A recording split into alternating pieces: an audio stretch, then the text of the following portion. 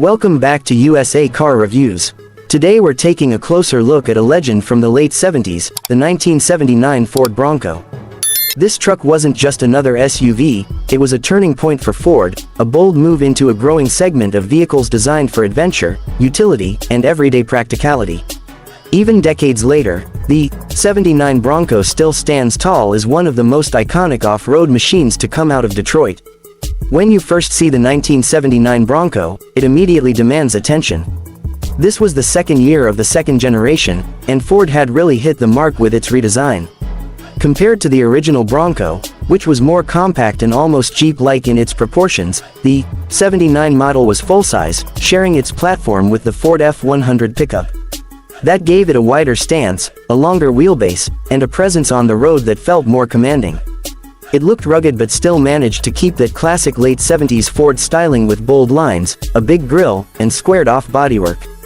One of the standout features was the removable rear hardtop.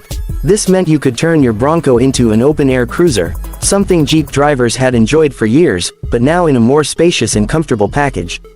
Families and off-road enthusiasts alike loved this option, because it offered the freedom of wind in your hair while still having a V8-powered workhorse under the hood.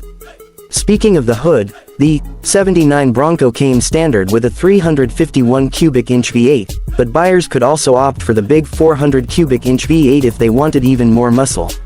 Neither of these engines was shy about drinking gas, but back in 1979, power and torque were the name of the game, especially for a vehicle designed to tow, haul, and conquer trails.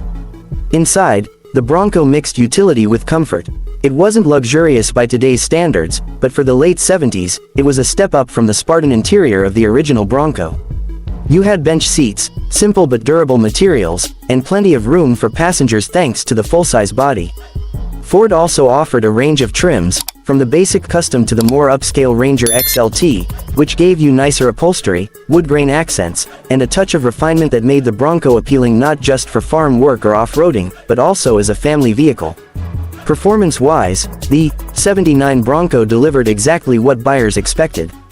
It came standard with four-wheel drive, solid front and rear axles, and a reputation for being tough enough to handle rough terrain. Whether you were heading into the mountains, crossing muddy trails, or pulling a boat to the lake, the Bronco was up to the task.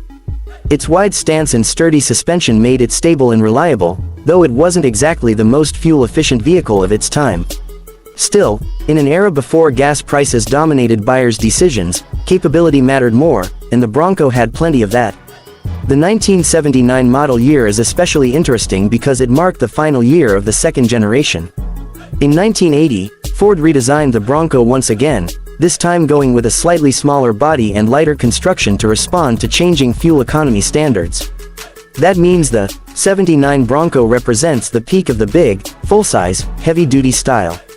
Collectors today often seek out this model because it blends classic 70s design with serious off-road hardware, and it was the last of its kind before regulations forced automakers to rethink their approach.